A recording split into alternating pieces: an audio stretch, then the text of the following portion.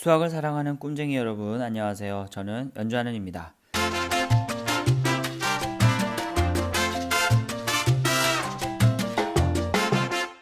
자, 오늘 배울 내용은 등비수열입니다. 우리가 앞에서는 등차수열을 배웠었죠. 등차수열 할 때 등비수열을 잠깐 소개하긴 했습니다. 자, 등비수열은 어떻게 가는 게 등비수열이라고 그랬죠? 그렇죠. 1, 3, 9, 27, 81 이런 식으로 어떻게?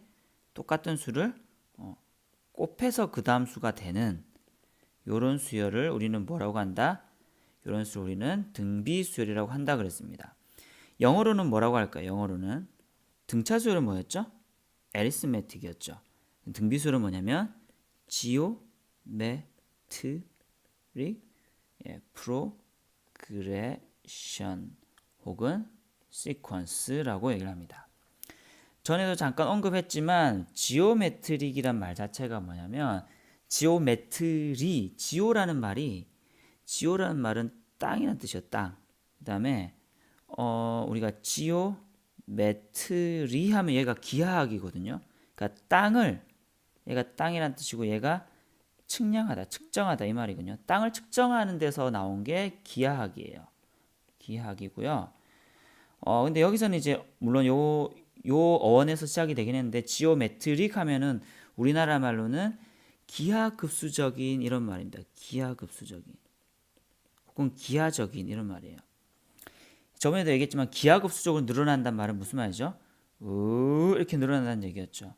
아까 했었던 1, 3, 9, 27, 81 이런 식으로 처음엔 별로 안 늘어나는 것 같지만 점점 더 늘어나는 이렇게 늘어나는 거를 기하급수적으로 늘어난다 그러고 그 말이 지오메트릭 프로그레션입니다. 이것처럼 기하급수로 쭉 늘어난 것처럼 즉 이렇게 늘어나는 진행 즉 프로그레션 혹은 시퀀스를 우리는 등비수열이라고 합니다. 그래서 앞으로 선생님이 등비수열은 뭐라고 부를 거냐면 GP라고 줄여서 부를 거예요. 그래서 앞으로 등비수열 이렇게 적지 않고 GP 이렇게 적으면 등비수열이라고 기억하시면 되겠습니다. 자, 그러면은 이것도 마찬가지 등비수열에 일단 제일 처음에 뭐부터 할 것 같아요? 그럼요. definition, 정의부터 할 겁니다. 이것도 두 가지 정의를 가지고 할게요. 먼저는 한국말적인 정의와 영어적인 정의 요 두 가지를 좀 가지고 하겠습니다. 한국말적인 정의는 뭐냐면 등비수열, 그 말들은 뭐예요? 비가 동일하다는 얘기죠. 비가 동일하다는 얘기니까 이 비는 어떤 비를 얘기하냐면 여기서 이런 거예요. 1, 3 있는데 어떻게 하는 거냐면 자, 1분의 3, 3분의 9, 9분의 27, 27분의 38 요놈이 싹 다 뭘로 똑같아요? 그죠? 얘가 다 3으로 다 똑같죠. 그렇죠? 이것처럼 요런 비가 다 동일하다는 거예요. 쓰면 이렇게 되겠죠. A1분의 A2, A2분의 A3 즉 이웃에 있는 요 B 있죠. 그죠? A3분의 A4 요것들이 쭝쭝쭝 가면 요놈이 뭐가 될 거냐면은 요거를 일반항으로 표현하면 어떻게 될 거냐면은 an분의 an 플러스 1 요놈이 뭘로 똑같다고요? 어떤 일정한 수로 똑같다 요 얘기를 하는 겁니다. 물론 이 r이라고 하는 거는 똑같이 일정하다는 의미고요.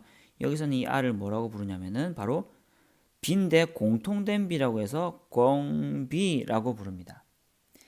그 다음에 왜 r이란 말을 쓰냐? 그러면은 공비가 영어로 common 똑같죠. 앞에서도 common b는 뭐냐면 영어로 ratio예요. common ratio. 여기서 이 r이 여기는 r이 되는 겁니다. 자, 그 다음에 English 버전은 뭐냐면 이런 거죠. 아까 얘기처럼 점점 기하급수적으로 늘어난다. 그러니까 일정한 수를 곱해서 그 다음 수가 된다라는 요런 의미이기 때문에 요거는 이렇게 표시할 수 있을 거예요. an 플러스 1은 그 전의 항에다가 어떤 일정한 수를 곱하면 된다 요 얘기예요.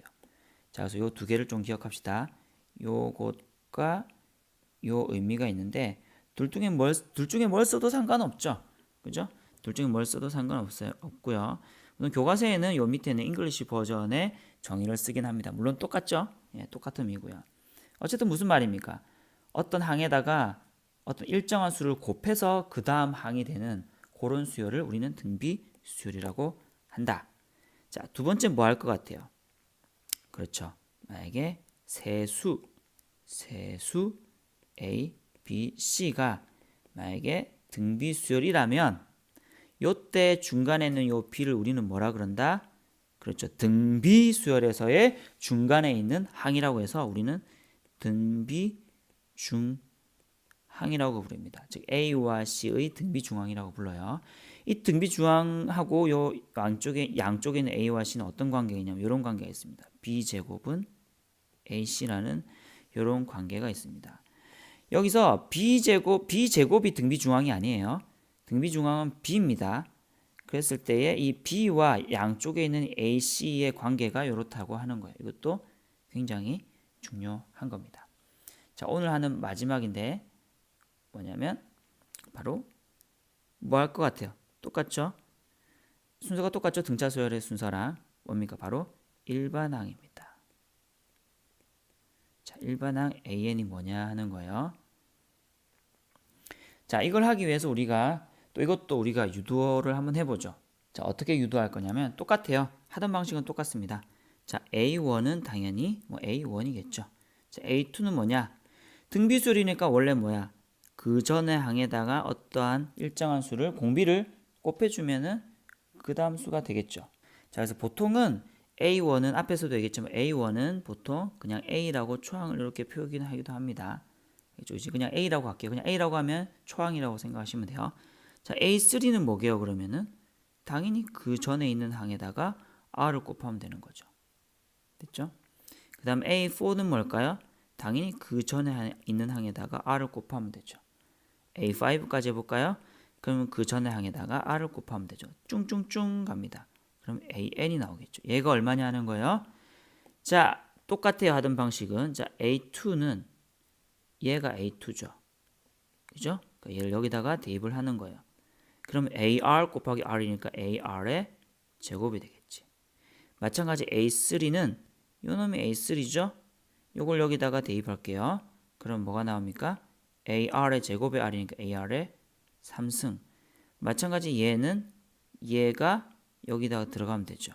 그럼 AR의 4승이 됩니다. 아, 보세요. A2는 AR, A3은 AR의 제곱, A4는 AR의 3승, A5는 AR의 4승. 5니까 얘가 4가 되고 4니까 3이 되죠. 그럼 AN일 때는 어떤 값이 될까요? 당연히 A에다가 R의 몇 승? N-1승 이렇게 되는 겁니다. 이게 일반항이 되겠습니다. 알겠죠? 자, 보시면은 잠깐 복습을 하면 이런 거예요. 요 놈은 지금 GP일 때고요. 그죠? 아이고. GP일 때고 AP일 때 등차 수열에서의 AN은 뭐였죠? A 플러스 M-1D였죠.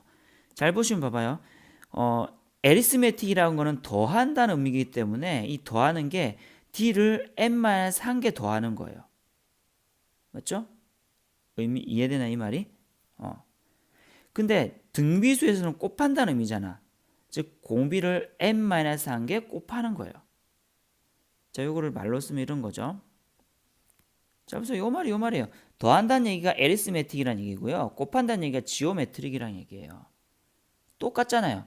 공차와 공비를 각각 M-1개 에리스메틱 하거나 지오메트릭 하거나 즉 더하거나 곱하거나 요 의미겠죠. 그 똑같은 얘기입니다. 됐죠? 그래서 AN은 바로 이렇게 그대로 써주시면 돼요. 그대로 쓸게요. 그러면 AN은 자 뭐라고요? A에다가 R에 M-1승 이렇게 하면 되겠습니다. 자, 근데 교과서에 보시면은 여기 추가로 뭐를 적어놨냐면 A1을 따로 적어놨어요. 이렇게 A1은 그냥 첫째 항 A라고 해놓고 그 다음에 여기서는 뭐라고 하냐 N이 두 번째 항부터 성립된다 이렇게 해놨거든요. 이걸 왜 이렇게 해놨냐면은 우리가 N의 1지분은 어떻게 돼요? N-1이 있으니까 R의 0승이 나오죠. 근데 R의 0승을 우리가 아직 안 배웠는데 여기서 그냥 해버릴게요. 어차피 뒤에 이제 지수에 확장할 때 나올 건데 모든 수의 0승은 1이에요. 자, 요거 하나 기억합시다. 모든 수의 0승은 1입니다. 즉 2의 0승도 1이고요. 3의 0승도 1이고요. 100의 0승도 1이에요. 이렇게 정의하기로 했어요.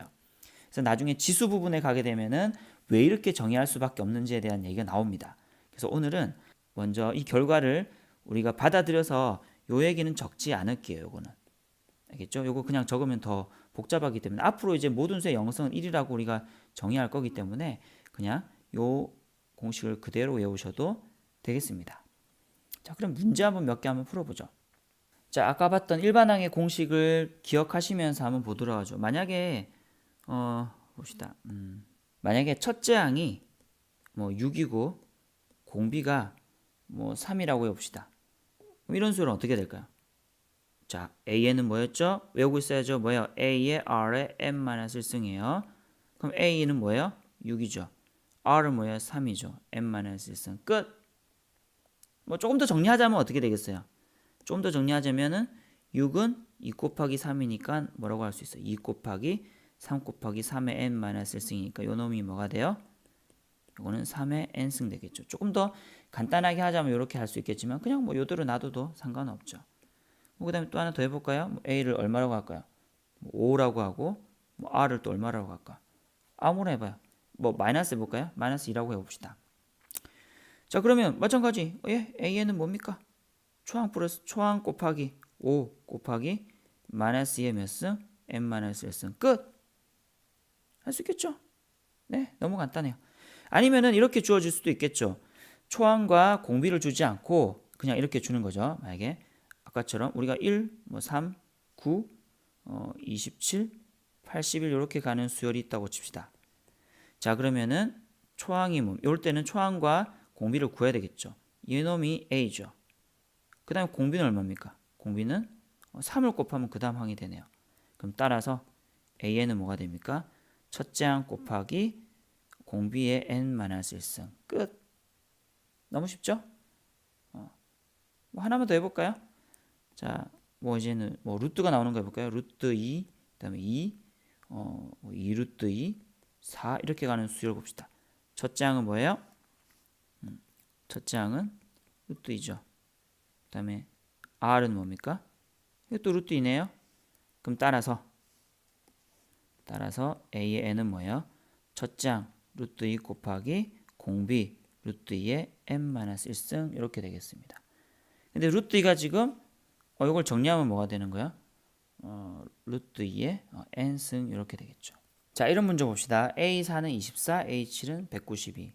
4항이 24고 7항이 192이고 여기서 AN이 뭐 등비수열이라고 합시다. 등비수열.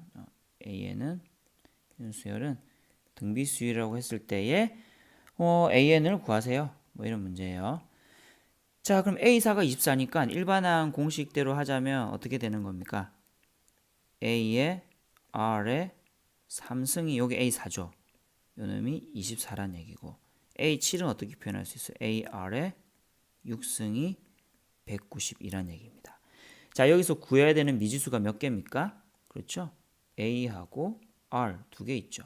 식 두 개 있으니까 풀 수 있는 거죠. 이거 두 개를 쌤이 어떻게 할 것 같아요? 나눌 거예요. 등차수열에서는 더하거나 빼면 돼요. 자, 그러면은 이렇게 해주면은 두 개 약분되고요. 요거 약분되고 여기는 3승만 남죠. 그럼 요거는 얼마가 남아요? 얼마 곱해주면 되죠? 8인가요? 네, 8이네요. 그럼 R의 3승이 분의 1이 8분의 1이니까 R의 3승은 8이죠.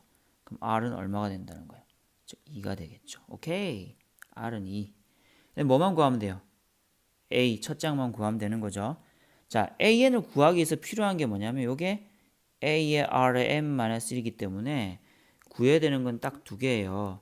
뭐냐면은 첫째 항과 공비입니다. 그죠? 공비는 먼저 구했고요. 첫째 항은 여기다가 아무 때나 집어넣어 주면 되죠. 뭐 요거를 뭐 여기다가 집어넣어 볼까요?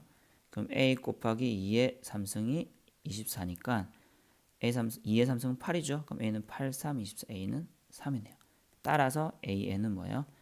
A의 R의 n-1이니까 A는 3, R은 2의 n-1. 자, 끝. 이게 AN이 되겠습니다. 자, 하나만 더 풀어볼게요. 5가 있고요.